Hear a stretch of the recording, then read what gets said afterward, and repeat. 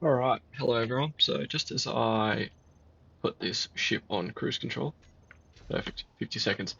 Um, I think I've just come up with a fairly accurate radar system that will tell you the distance and the bearing to the target using AI blocks.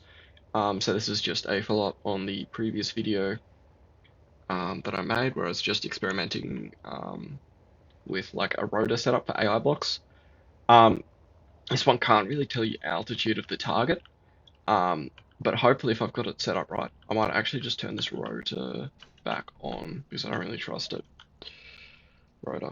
I had a weird issue where the rotor was just randomly spinning around. Off. Yeah, I don't know why it's doing that. I think it's just the gyroscopes I have on it. But basically what hopefully when that thing kicks into gear and starts approaching.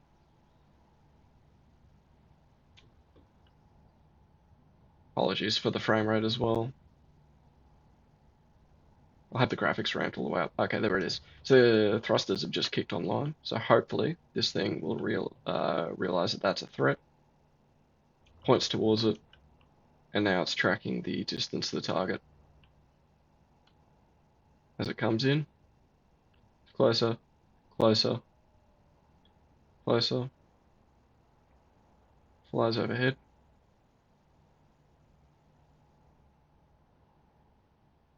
And follows it around. And then as it keeps flying off, it just follows it out.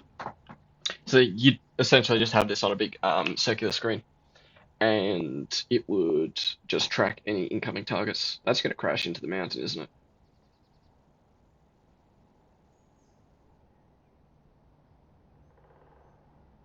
Yeah, okay, so it's gone now. You should. That lag spike is it crashing? I'm assuming. Um, for some reason didn't pull this piston all the way back, but I mean, basically what's going on here is I've just got a bunch of event controllers that say like when the target's within a certain distance to extend the piston, and I've basically just got it set up. I'll just show you in here. There's event controllers here. So as it goes under each of these distances, using that offensive AI block as as like the rangefinder effectively. As it goes under each of these distances through here, it sets the piston position to have it on increments of zero point 0.2 meters. So that's why you can see it was so jumpy. Um, the more the more increments you have, the smoother it's going to be. But it's also like law of diminishing return sort of thing. So for every 250 meters closer the target is, the piston there will extend by zero point 0.2 of a meter. So essentially what I've got is select actions.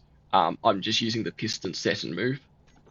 So for example, under 1,000 meters, I think I've got it set to zero point 0.8 meters, and then under 750 meters is zero point 0.6, and then under 500 is zero point 0.4, and then under 250 is like zero point 0.2 or it's zero or something like that.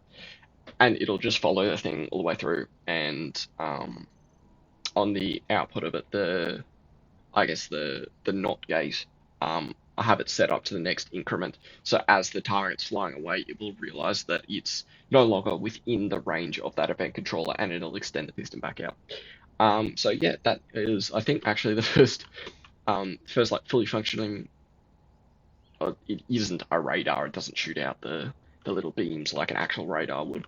But it functions very much like a radar. It gives you a precise bearing and a precise distance. So you can probably have some blocks along the top here that'll tell you the distance to target. And yeah, hopefully you learned something new, and I'll see you guys later.